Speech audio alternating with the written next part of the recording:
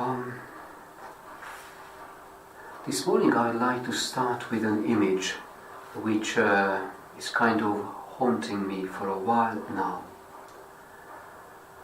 Our church, St. Augustine's, is located on a housing estate, which is one of the poorest one in London or perhaps in the whole of UK. Our church has very modest means. All of our places are our favorite ones in this church, but during the week we use this small chapel. It's very friendly. It is really simple. As you can see, it has brick walls, some simple prints, but it's a very cozy place. On the wall facing the altar, what you can't see is a long panoramic photo of the present Jerusalem, a gift from Auntie Margaret, our church warden. You can see Pope Francis. Just above the cameras, John the Baptist, an icon of him, an icon of Abraham's hospitality, the three angels being served, an icon of the resurrection. You can see the children's work from the Sunday school.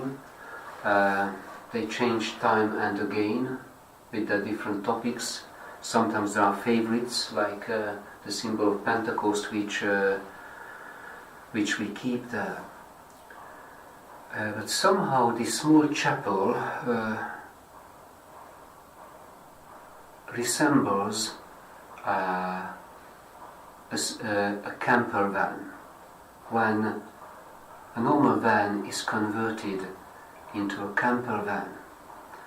I love camper vans. I don't have one, but I really love those.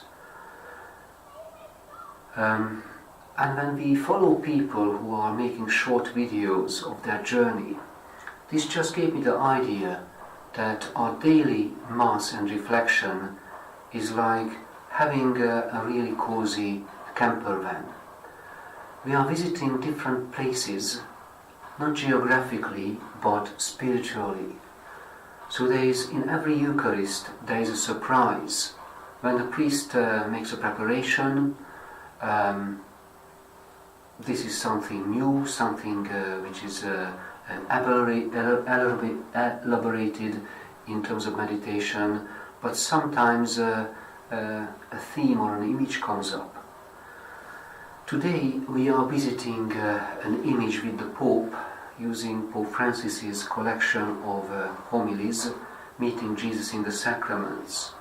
Chapter 29 is dedicated to the theme of the family. So let us visit today this wonderful spiritual site, the family. As Blessed John Paul II wrote in the Apostolic Exhortation Familiaris Consortio, the family is not merely the sum of persons belonging to it, but a community of persons.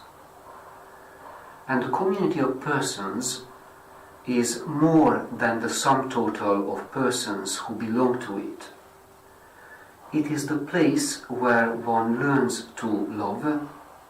It is the natural center of human life. The family is the natural center of human life.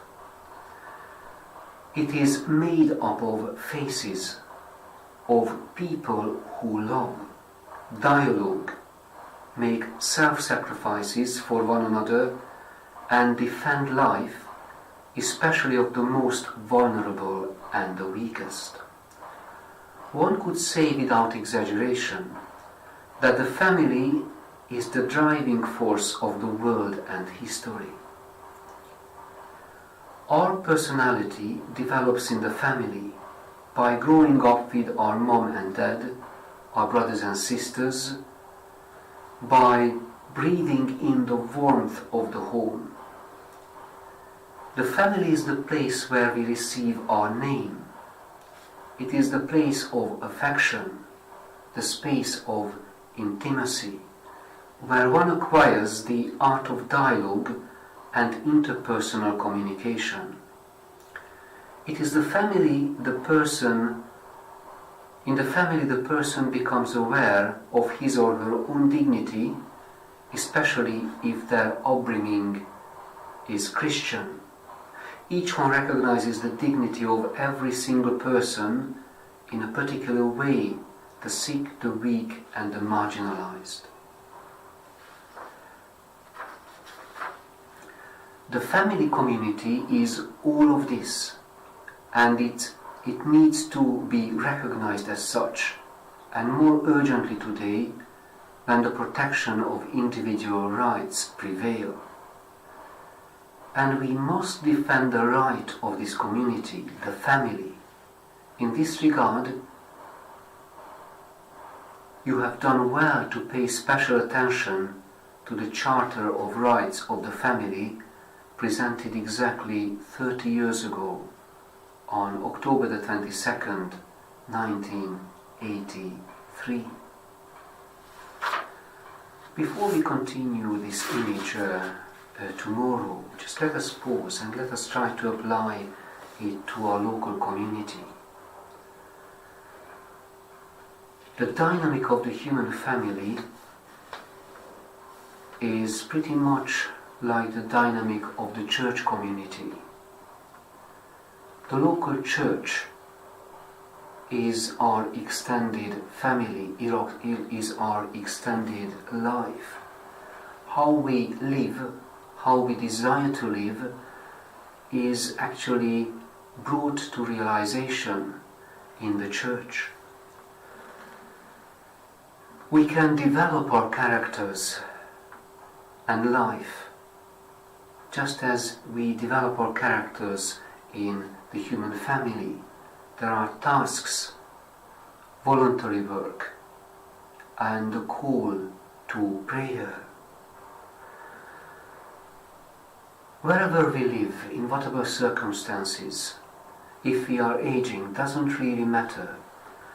We Christians who are living in the world, we always remain God's family, scattered around the church or placed where we are. And this is our task, to pray for our world, for the need of the world. And this is also our task to find out what it means to be the member of the local church community where I live. What does it mean to be a Christian in the world? How do I structure my day that it still might be marked by prayer, the rhythm of the prayer life of the church? Even if you don't live in a monastery or in any safe spiritual environment, even if our life is not like a spiritual retreat, still we can find those ways in which we mark and spend and sanctify our life in the presence of God.